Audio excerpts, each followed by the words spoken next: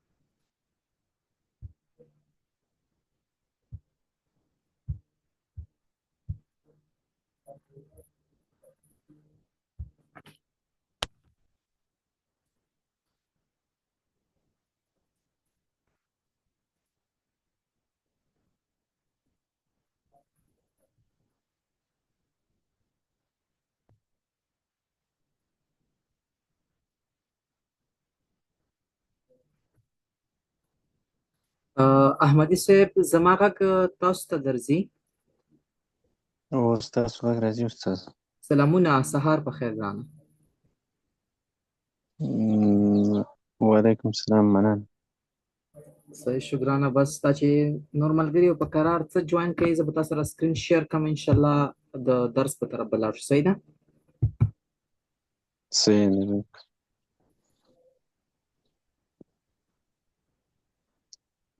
سکرین تاسو ته ښکاري ګرانه؟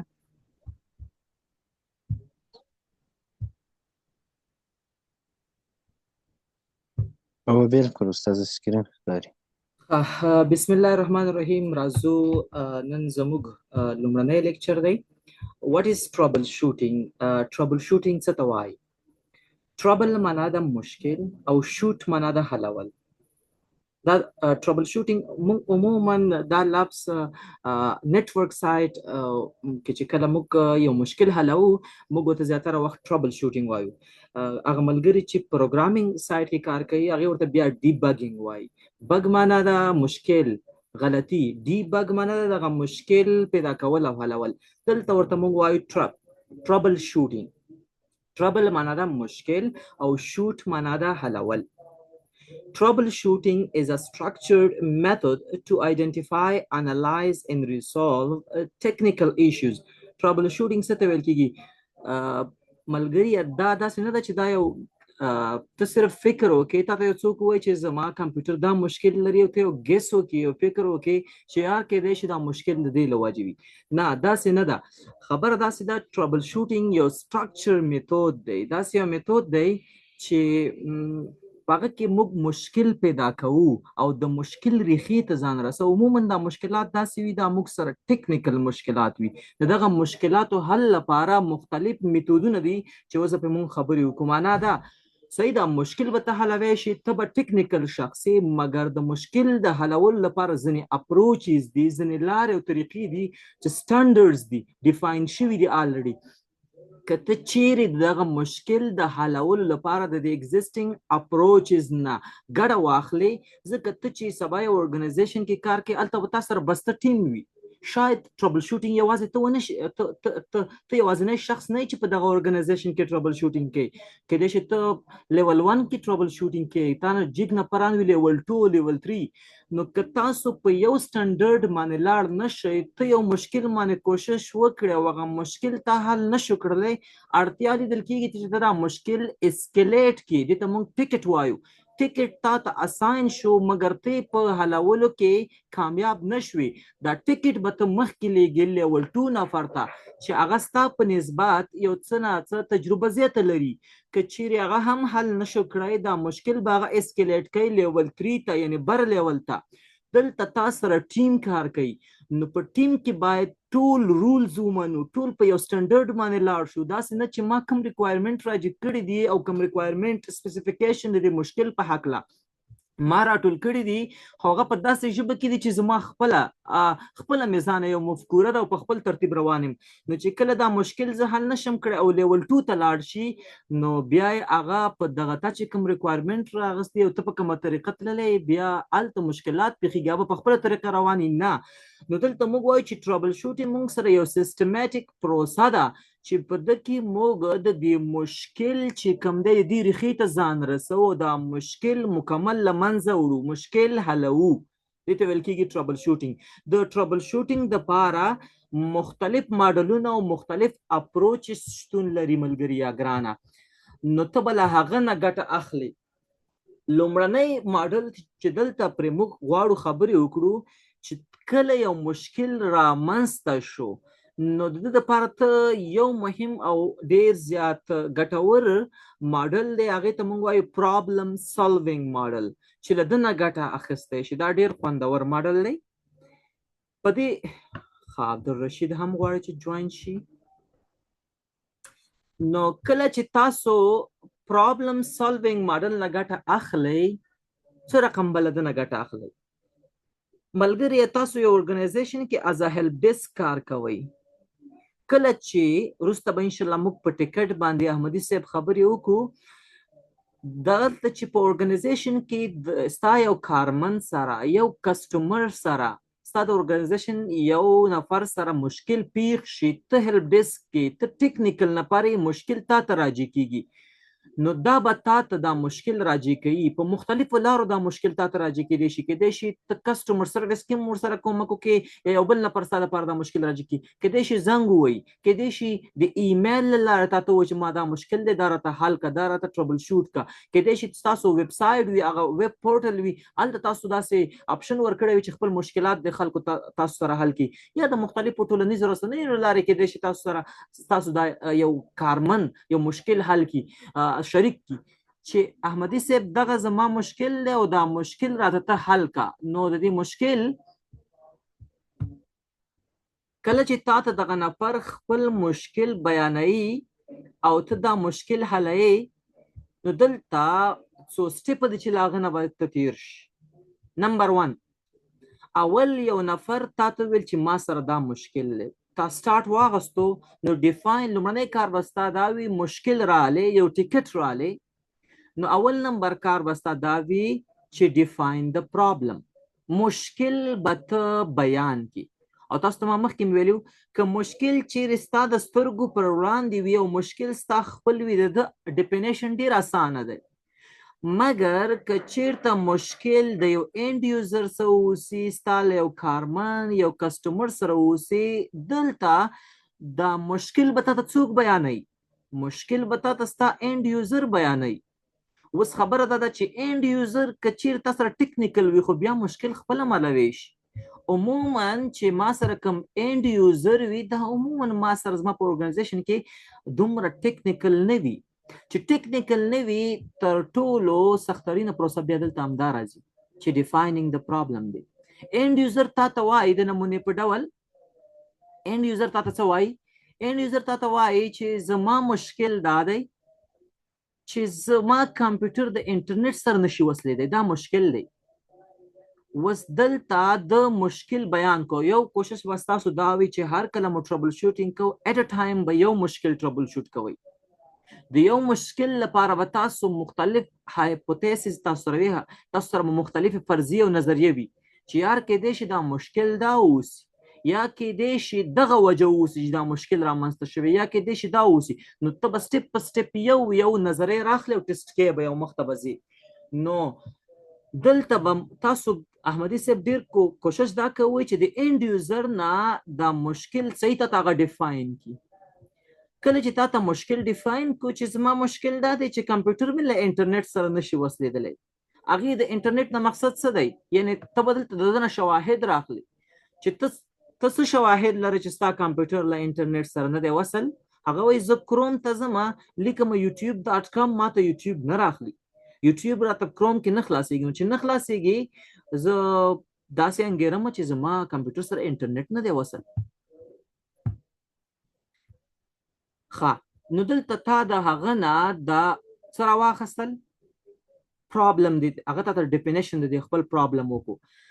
ډایرکټ احمدي صاحب سمدس به تاسو داسې نه کوئ چې بس دې ته یو ټیکټ وایي. ښه وروسته به زه تاسو ته انشاءالله طریقه وښیم چې څنګه موږ یو ټیکټ راواخلو او یو ټیکټ موږ څنګه ځان سره درج په ده باندې به انشاءالله اوس خبرې وکړو.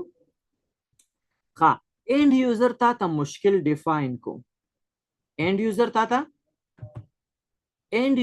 تا ته مشکل ډیفاین کو، تا ته ایمیل وکړو، تا ته زنګ وکړو چې زما مشکل دا دی چې کمپیوټر مې له انټرنیټ سره نه وصلېږي. ته به مستقیما دا مشکل په ټربل شوټینګ پسې بډې نه راوهي. صحیح ده؟ ته به څه کوې؟ ته به راځې ګادرینګ د فیکټس، د دې مشکل په هکله به نور معلومات هم راخلي او څومره چې زیات معلومات راواخلي دا انیشل سټپ ډېر اهم دی. ګوره اینډ یوزر تا ته معلومات نه درکوي. ولې نه درکوي؟ چې هغه نه پوهېږي پرې. ته به ډیګینګ ډیپر کې، ته به کله له یو طرف نه راځې کله له بل طرف نه. دا موضوع به ځان ته روښانه کوي، هغه ته موضوع نه روښانه کوي. ته صرف وایي چې زه یوټیوب نشم اکسس کولی په خپل کمپیوټر کې، بس دا راته ټربل شوټ کا. نو ته به دلته څومره زیات د دې مشکل په هکله چې ته معلومات له اینډ یوزر نه راخلې، دا به ستا دپاره ډېر زیات وروسته سټیپونو کې ګټور تمام شي. ګادرینګ د فیکټ دا معنا چې ته به ورته وایي دا مشکل له کله نه پېښ شو. ستا کمپیوټر له څه رقم انټرنیټ سره وصل دی؟ وایرلس وصلې که وایرډ وصلې؟ صحیح ده؟ مشکل له کله نه پېښ شو؟ کمپیوټر کې خو به دې اپډیټ نه وي کړي یا داسې نورې څومره ډېر معلومات چې ته د اینډ یوزر نه راخلې، وروسته به تا سره دا ډېر زیات ګټه کوي. ښه، مشکل درته چا ډیفاین کو؟ اینډ یوزر. او تا یې په هکله معلومات هم راټول کړل. اوس ګوره کنسیډر پاسبیلیټیز، ما ته ویل چې دلته څومره ډېر معلومات راواخلې، د ده نه سټپ وروسته چې د ګادرینګ فیکټ نه وروسته چې څومره خبرې دي دا اوس تا یوازې دي. تر ګادرینګ فیکټه پورې تا سره اینډ یوزر هم دلته په دې پروسه کې شامل و. د ګادرینګ فیکټس ته چې ورسېدې اینډ یوزر ووته، اوس نور کار ستا دی. نو که چیرې دغه لومړنۍ دوه سټیپو کې تا د اینډ یوزر نه کامل معلومات راوانه خستل، وروسته به تا سره ډېر زیات مشکلات. ښه، تا کامل معلومات راواغستل. اوس ته کنسیډر پاسبیلیټیز، معنا ته اوس دلته فکر کوي چې دا صاحب وایي چې زه یوټیوب نشم اکسس کولی او داسې وایي چې انټرنیټ را سره نشته، یعنې زه له انټرنیټ سره د ارګنایزیشن له انټرنیټ سره نشم وصل کېدی. کنسیډر پاسبیلیټیز، دلته به ته اوس داسې فکر کوي، تا سره به فرضیه یو فرضیه به جوړی او دلته به پروسس اف الیمینیشن کاروي. معنا ستا سره یو ته وایي کېدای شي یار دغه مشکل اوسي یا کېدای شي دا مشکل اوسي، ستا سره 4-5 نظریې دي، نو په یو نظریه به کار کوي. صحیح ده؟ د نمونې په ډول بیخي زه له لو لیول نه شروع کوم. زه داسې فکر کوم چې دا صاحب ځکه له انټرنیټ سره نه وصل کېږي. ما ترې پوښتنه وکړه چې ته زموږ د اورګنایزیشن د کوم ډول انټرنیټ سره وصلې، ته زموږ د وایډ انټرنیټ سره وصلې، کنیکشن سره وصل کې د وایرلس سره، راته ویل د وایډ سره. نو زما لومړنۍ پاسبلیټیز دا ده چې د شخص چې خپل کمپیوټر سره کوم ایترنیټ کیبل وصل کړی دی دا بیخي وصل نه دی، د فکر نه دی. د کمپیوټر بیک کې چې کوم ان آی سی پورټ دی دا هغه سره د انټرنیټ چې کوم کیبل دی دا بیخي دی صاحب وصل کړی نه دی. نو زما لومړنۍ پاسبلیټیز دا ده. نو زه ورته وایم چې صاحب کوم د انټرنیټ کیبل چې دا تاسو کمپیوټر سره وصل دی چې ګوري دلته تاسو څه کوئ، خالته یو پاسبلیټي دا شو. نو د دې لپاره اکشن پلان جوړ. اکشن پلان دا معنی چې بیرته ورته ایمیل کې یا ورته زنګ وایي چې صاحبه زه داسې فکر کوم چې ستاسو کمپیوټر سره شاید کیبل نه وي وصل، یا که وصل وي لایټ نه لګوي، تاسو وګورئ. نو ما پلان جوړ کو، امپلیمنٹ اکشن پلان. اوس مې ورته بیرته ایمیل وکړو، زنګ مې ورته ووالو چې صاحبه تاسو دا کیبل پلګ کړئ، وګورئ چې انټرنیټ راځي که نه. نو کله چې هغه کیبل پلګ کړي او زه ورته وایم چې observe the result. ښه کیبل دې پلګ کو، یس. اوس لاړ شه کروم خلاص کا، کوم براوزر کاروئ کروم، اوس کروم خلاص کا او لاړ شه وګوره یوټیوب اکسس کا چې یوټیوب اکسس کیږي که نه. یعنی یو نظریه ما خپله، ما چې ځان سره یو کم نظریه را جوړه کړې وه چې یار کیدای شي دا مشکل د دې اوسي، هم مې ورته وویله، ورته ویل چې دا امپلیمنټ کا، امپلیمنټ یې کړو. ویل چې کیبل مې پلګ کو، بالکل هر څه اشارې لګی، لایټ لګی. ښه زه نو اوس لاړ شه، اوس چیک وکړه، ډو پرابلم سیمپټم سټاپ. مشکل نه څه یوټیوب دې نشو اکسس کولی. آیا اوس چې کوم مشکل و هغه حل شو؟ اوس ته لاړ شه کیبل دې پلګ کو، یس. ښه اوس لاړ شه یوټیوب ته اکسس کیږي. که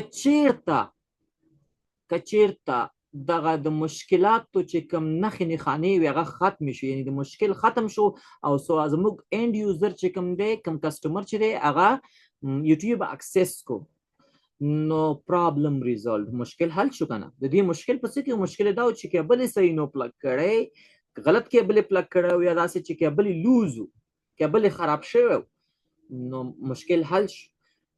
ګوري ملګری چې دلته کله زه وایم مشکل حل شو، مشکل حل شو، نو ډایرکټ که ته په یو انټرپرایز لیول ارګنایزیشن کې کار کوي داسې نه ده چې مشکل حل شو بس خبره ختمه.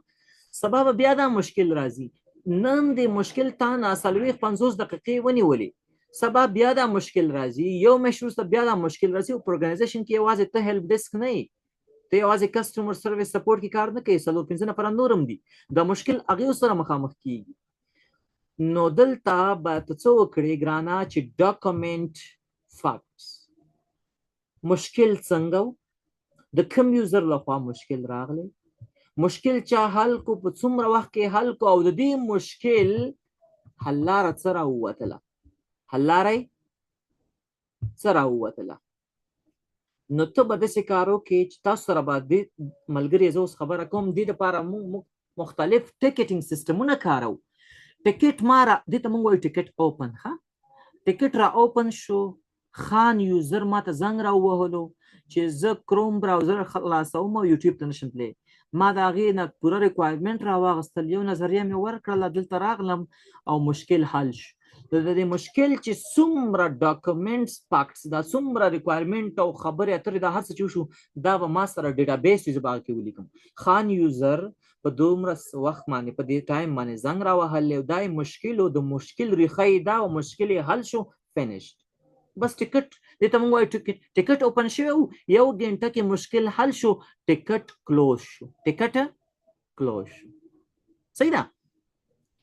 اوس که چیرته هغه خان یوزر کیبل پلګ کو، بیا هم کروم ته لاړ، youtube.com یې ولیکلو، راته وویل چې نه اوس هم نشم یوټیوب اکسس کولی، مشکل هماغسې حل لا نه دی. نو ګوره، نو د مشکل چې کوم نښې نښانې دغه حل نشو، چې حل نشوي یوټیلایز پروسس، دا پروسه چې کوم ده بیا بره پروسو ته لاړ شه، بره پروسو ته څه لاړ شه، بل اکشن پلان جوړ کا، بل پاسبیلیټي را واخله او بل اکشن پلان جوړ کا. کیبل دې پلګ کړو او اوس هم ته نه کنیکټ کېږي انټرنیټ سره، ته داسې کار وکړه چې رن ته لاړ شه، بله پاسبیلیټي راخلم. ته رن ته لاړ شه، رن کې ولیکه ncpa.cpl، ncpa.cpl ولیکه، او ته چې انټرنیټ چې ستا کم ان آی سی د په هغه کلیک وکړه، آیا تا ته آی پی ایډرس اساین کیږي که نه؟ هغه هلته ځي ګوري ولا ما ته آی پی ایډرس اساین کیږي خو 109 رینج نه. اوهو زه فکر کوم زموږ ډي ایچ سی پی چې کوم دی هغه د یوزر ته نارملی آی پی نشي ورکولی، نارملی آی پی نشي ورکولی ځکه 109 اپی په آی پی ایډرس دی ډي سی پی کې چې کوم پول دی هغه مکمل فل شوی دی او دته اوس آی پی ایډرس نه ورکول کیږي. مشکل دا دی زه به دا یو په ګوره یو پاسبیلیټي به راخلم ما به د صاحب باندې اپلای کوم که مشکل ختمېدو بس همدغه زما د مشکل حل دی. که دغه نوې پاسبیلیټي ما څه کړله د نمونې په ډول پاسبیلیټي دا ده دته آی پی ایډرس نه ورکوي، آی پی ایډرس نه ورکوي زه ورته وایم چې ښه تا ته کوم آی پی ایډرس اساین کړی دی ته ورشه وګوره. دا اوس زما نوې پاسبیلیټي ده، دویمه پاسبیلیټي چې دې صاحب ته صحیح آی پی ایډرس نه اساین کېږي. نو زه ورته وایم چې ته لاړ شه ان سی پی ډاټ سی پی آی پی ایډرس وګوره چې شی دی هغه ماته وایي نه هشپېته. اوکې مشکل دا دی چې دته آی پی ایډرس زموږ د ارګنایزیشن چې کوم آی پی ایډرس دی هغه نه اساین کیږي، دته د اپی په آی پی ایډرس اساین کیږي او د اپی په آی پی ایډرس چې کوم دی هغه خو چې کله ډي سی پی صحیح په ایډرس ورنه کې هغه اساین کیږي. نو دا کېدای شي مشکل اوسي او دا خبره ساتي ملګرو چې ایټ ا ټایم به په یو مشکل حل باندې کار کوي صحیح ده او ایټ ا ټایم به یو پاسبیلیټي چې کوي. لومړنۍ پاسبیلیټي زما هغه ته راوختله چې کیبل کنیکټ کا، دویمه د ډي سی پی ریلیټډ ده. ها هغه وایي چې 109 آی پی ایډرس یې ماته اساین کړی او ته اوکې صحیح ده اوس داسې کار وکړه همالته ان سی پی ډاټ سی پی ته لاړ شه یو پر د آی پی ایډرس چې کوم اپټین آی پی ایډرس دی دنه چک اخوا کا بیا ولګوه یا سی ام ډي ته لاړ شه آی پی کنفیګ ریلیز رینیو کمانډ وکاروه. هغه ریلیز رینیو کمانډ وایي ورته وایم اوس لاړ شه آی پی ایډرس یې درکو او ولا چې اوس کو آی پی ایډرس راکو په کوم رینج ده دې رینج نه اوکې دا زما د ارګنایزیشن صحیح آی پی ایډرس دی. اوس کروم ته لاړ شه او اوس ته څه وکړه یوټیوب اکسس کا دلته ور راورسېدلم. دویمه نظریه او دویم چې کوم ما سره ذهن کې د دې یو فرضیه وه هغه مې په برابر کړله په ادا مې کړله. ښه آیا اوس یوټیوب ته تللی شي که چېرته اوس یوټیوب ته تللی شي مشکل حل شو زه به ځان سره دا ټیکټ کلوز کړم او ورته ووایم چې ټیکټ دغسې و مشکل دا و چې ډي ایچ سی پي ورته صحیح آی پی ایډرس نشو ورکولی هلته فول کې مشکلات نو دا ټیکټ به ختم شي او زما د خان یوزر مشکل حل شو.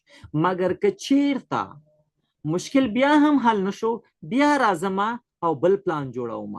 ښه یوه نظریه مې دا وه چې دا صاحب زموږ کیبل سره صحیح نه وي کنیکټ شوی کیبل یې غلط دی کیبل یې لوز دی هغه مشکل نه و ډي سی پی ورته صحیح آی پی ایډرس ورکوي دا مشکل مې زما فرضیه دا وه چې یار کېدای شي ډي سی پی ورته صحیح آی پی ایډرس نه ورکوي. هغه چې دویمه پاسبیلیټي ما چیک کړله نو دویمه پاسبیلیټي کې ما چې چیک کړله بیا هغې مشکل حل نشو کړلی ډي سی پی ورته صحیح آی پی ایډرس هم ورکړی دا صاحب بیا هم انټرنیټ نشي تللی.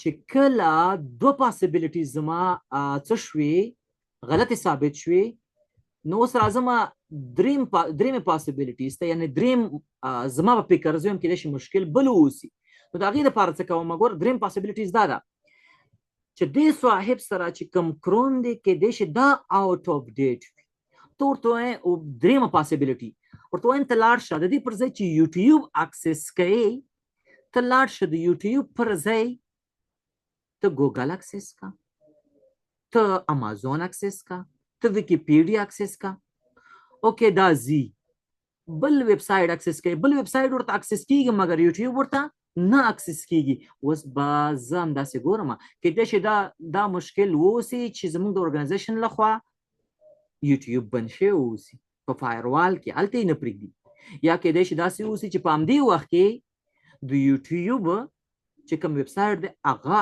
ډاون واوسي دا به چک کوم. ښه دغه مشکل حل راووتو بس مشکل دا و چې یوټیوب زموږ په ارګنایزیشن کې موږ بند کړی دی یا داسې چې یوټیوب ویب سایټ د اوس وخت لپاره هغه بند دی صحیح ده نو ډاون دی دې دپاره مختلف ویب سایټونه دي چې چک کوي چې دا ویب سایټ زما مشکل دی که ویب سایټ ډاون دی صحیح ده.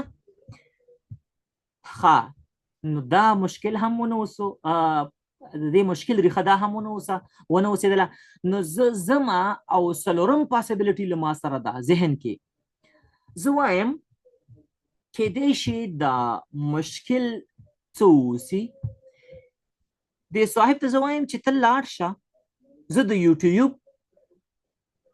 آی پی اډرس پیدا کوم او دې صاحب ته وایم چې ته ورشه وګوره په سی ام ډي کې پینکا څوک پینکا د یوټیوب چې کوم اپروپریټ آی پی اډرس دی هغه پینکا اما ته وایي د سی ام ډي نه پینکوی شم یس دا صاحب د سی ام ډي نه دا صاحب د سی ام ډي نه څه پینکوی شي د یوټیوب آی پی اډرس مګر په کروم براوزر کې نشي اکسس کولی I think مشکل د ډي ان اس ریلیټډ دی موږ چې کوم ډي ان اس سرور دی دلته مشکل دی نو دا پرابلم سالوینګ ماډل به ملګرو تاسو ته سکالو چې هر کله ګوره یو خبره بیا مې اساتئ تاسو سره چې څومره پاسبلیټیز نظریې دي فرضیې دي د دې مشکل په حقله یو اینډ یوزر ته زنګ وهلی او وی ویلا چې زما کمپیوټر د انټرنیټ سره نشي وصل کېدلی او تا د هغه په حقله پوره معلومات راواخیستل او تاسو سره څلور پنځه فرضیې وي په ذهن کې کېدای شي دا مشکل اوسي چک د کړو هغه نه و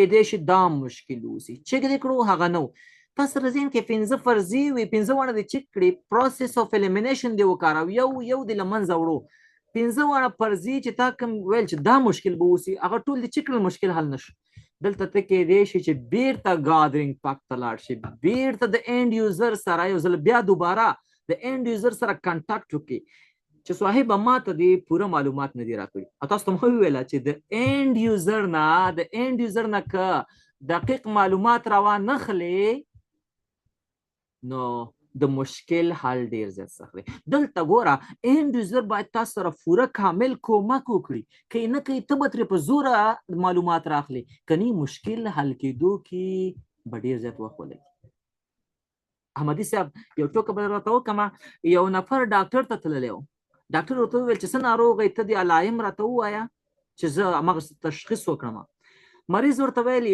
که چېرته ډاکټر صاحب محترم ما سره په پیسو کې گزاره کوي خو درته وایم چې علایم د خپل ناروغتیا او که چېرته په پیسو کې را سره گزاره نه کوي نو ګرځه پسې خپلې پیدا کا نو که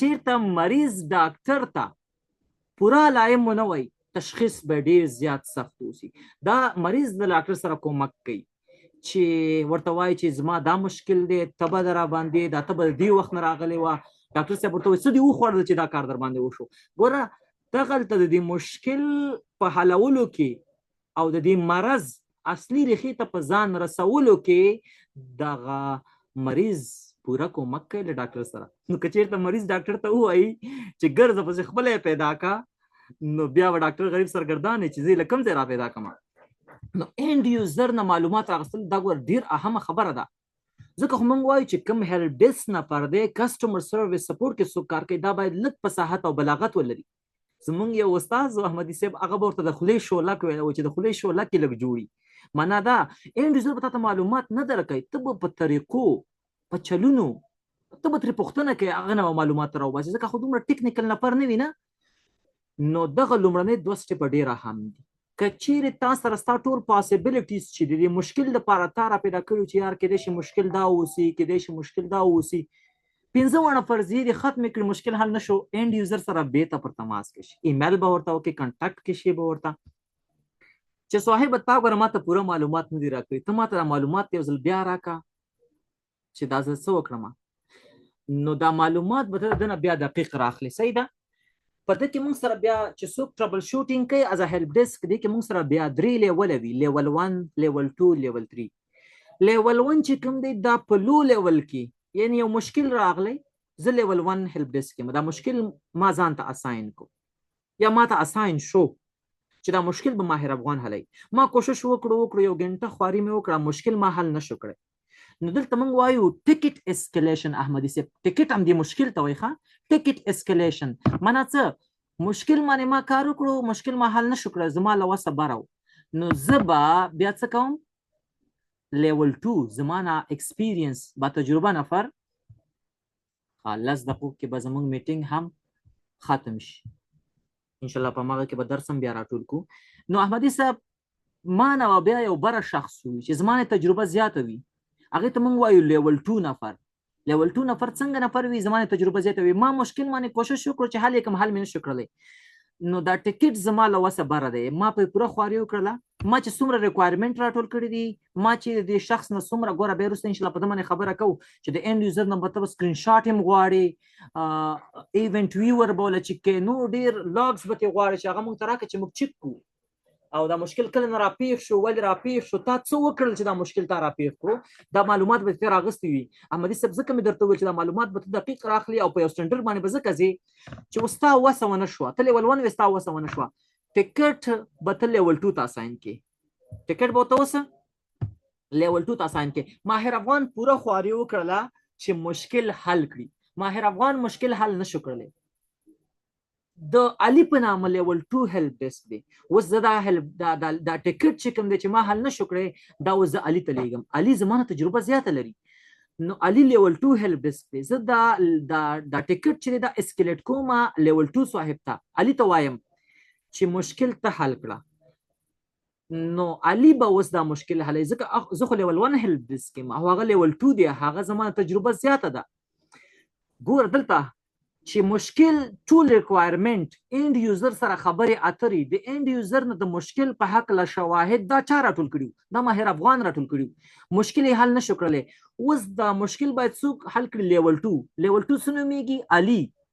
اوس که چیرته دا د مشکل په حق له شواهد، سکرین شاټونه، لاګز، نور مواد، د اینډ یوزر د خولې خبرې، دا که چیرته ما دقیق نه وي راټول کړي او په یو سټنډرډ لاړ نشم، نو چې کله اینډ یوزر ته زه ټیکټ ور مخې ته کړم چې ماهر افغان په دې ټیکټ باندې 40 دقیقې کار وکړو خو حل نشو کړلی، دویم هیلپ ډیسک چې کوم دی لیول 2 هیلپ ډیسک چې زما تجربه یې زیاته ده، ته واخله دا مشکل حل کړه، نو هغه ته چې یو ځل دا مشکل ورشي، نو که موږ هغه یو سټنډرډ فالو نه کړو، نو هغه په څه پوه شي چې دا مشکل څه شی دی، شواهد څه دي، اینډ یوزر څه ویلي دي، کوم علایم دي. نو که دلته زما چې زه لیول 1 هیلپ ډیسک یم او علي چې لیول 2 هیلپ ډیسک، د دې ترمنځ د مشکل د حلولو لپاره یو سټنډرډ نه وي، یو ډیټابیس سیستم نه وي، نو هغه به په نه پوهېږي، بیا اړتیا ده چې هغه بیا کسټمر سره خبرې وکړي او بیا ترې معلومات راواخلي. نو دلته موږ او تاسو یو سټنډرډ فالو کوو، صحیح ده چې تاسو ته ما وویله چې موږ به انشاءالله دغه پرابلم سالوینګ ماډل نه خو به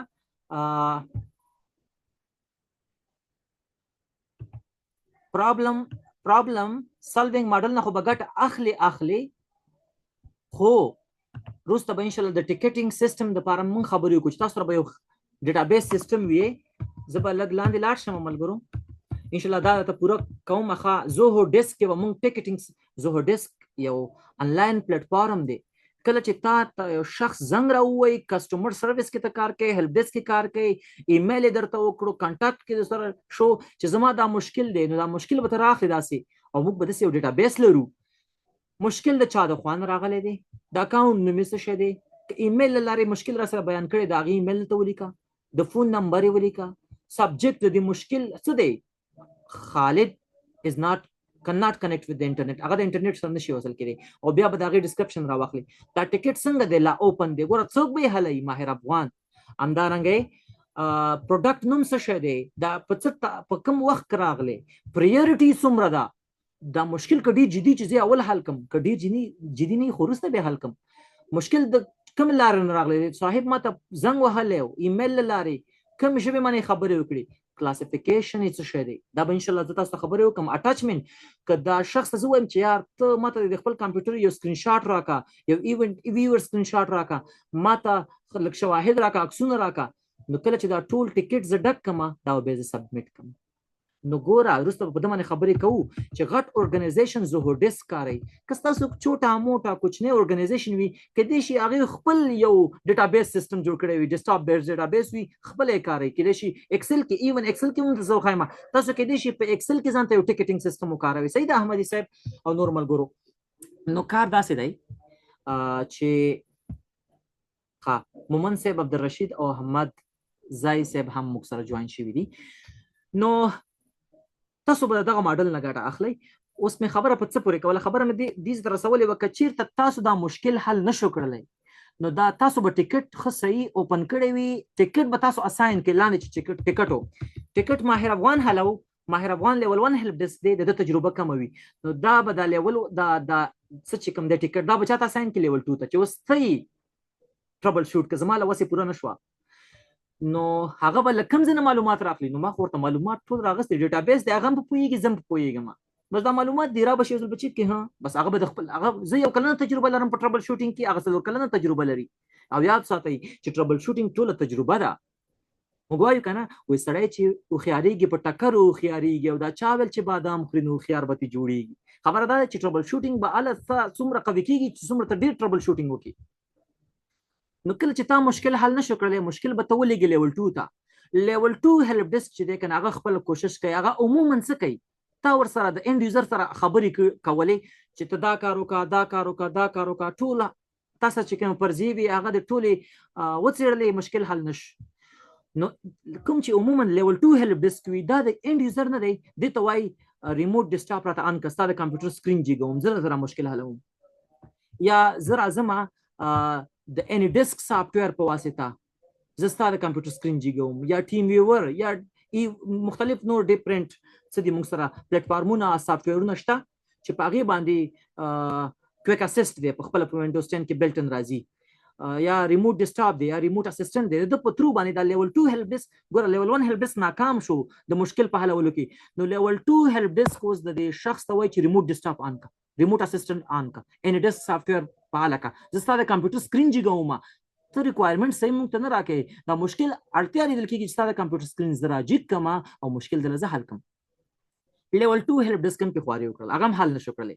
نو موږ سره اخرنی لیول 3 دی چې دا بیخي به تجربه نه پرویش 12 کاله تجربه لري ټکر یې ډېر زیات خوړلی وي نو هغه عموما به څه کوي هغه ریموټ ډیسکټاپ ریموټ اسسټنټ سکرین راجګوي که په ده حل شو که نه آن سایټ وزټ کوي زمونږ دا کسټمر چېرته دی په کوم بلډینګ کې دی په کوم اتاق کې دی خواته نږدې ورځي که لرې سایټ ته ورځي هلته ورځي او خوا کې ورسره کیني چې یار ته راوړه دا کمپیوټر ستا مشکل څه شی دی زه یې دله حل کړم نږدې نه راته بیان کړه څنګ په څنګ ورسره کیني نو اخرنی لیول څوک دی لیول 3 نو پرنی درس کې موږ په دغه پرابلم سالوینګ ماډل باندې خبرې وکړې ډېر اهم لیکچر دی انشاءالله که ملګري چې درس یې نو جوین کړی هغې ته به انشاءالله دا لیکچر هلته اپلوډ کړو خو ګوره یوه خبره یاد ساتئ که تاسو غواړئ چې په هیلپ ډیسک کې کار وکړئ او تاسو لیول 1 یاست لیول 1 عموما چوټه موټه کوچني مشکلات حلوي ځکه تجربه یې دومره نه وي نو کله به ته لیول 2 کېږي چې کله ستا تجربه زیاته شي او ډېر مشکلات حل کړی شي کله بیا لیول 3 ته ځي چې لا د ډېره تجربه زیاته شي ګوره کله چې تاسو ټربل شوټینګ کوئ او کله چې تاسو غواړئ په هیلپ ډیسک کې مخ ته لاړ شئ نو ګوره یوه خبر ځان سمدلته یاد ساتئ چې تاسو به لیس اسکلیشن کوئ ملګریه څنګه لیس اسکلیشن څه ته وایي یو ټیکټ تا ته اساین شو ته پوهېږې چې یا ټیکټ تا ته راغلی ته پوهېږې چې زه په ده نه پوهېږم دا ټیکټ زما د لیول نه جګ دی سمدست دا ټیکټ ته اسکلیټ کې یاره په دې ټیکټ زه نه پوهېږم دا د علي لیول 2 دی بل ټیکټ رالی او ولا په دم زه نه پوهېږم دا د بل الکي دا د بل الکي ته هر ټیکټ چې راځي ستا د وسې نه راباندې ته اسکلیټ کې بر لیول ته لیږي نو ته خو به نوي څه زده نه کړې په دې کوم لیول کې چې په همدې لیول کې به پاتې شي نه کوشش به وکړې چې لیس اسکلیشن وکړې تا ته یو ټیکټ راغلی ښه پوهېږي چې زه په کمزوری یم پکې کار وکړه پکې هر ورځ که ته یو نوی ټیکټ زده کړې هر ورځ که ته یو نوی ټربل شوټینګ زده کړې نو ده سره به ستا تجربه زیاتېږي نو ته به د لیول 1 نه لیول 2 ته لاړ شي په همدې سیم لیول کې به پاتې نه شي نو ډارېږي به نه کوشش به کوې چې تا ته یو ټیکټ راغلی زر به یې نه اسکلیټ کړې اول پې خپله خواري وکړه خپل د ټربل شوټینګ سټپ پې وچلوه ودې چلول حل نه شو مخکې ولېږه که نه که چېرته حل شو نو ګوره ستا په علم کې به یو نوی د مشکل حل دپاره راشي یو مشکل دای حل ما پیدا کړو د سره به ته په ټربل شوټینګ کې مخته ځي نو ننني لیکچر کې موږ پرابلم سالوینګ ماډل باندې خبرې وکړې په ټربل شوټینګ باندې مو خبرې وکړې سبا ته به انشاءالله زوهو ډیسک کې به یو ټیکټ راغلی څنګه به زوهو ډیسک کې درج کوو او څنګه به حلوو هغه به انشاءالله سبانې لیکچر کې وکړو هیله لرم چې دا لیکچر ستاسو لپاره خوندور تمام شوی بای بای د اوس لپاره خدای په امان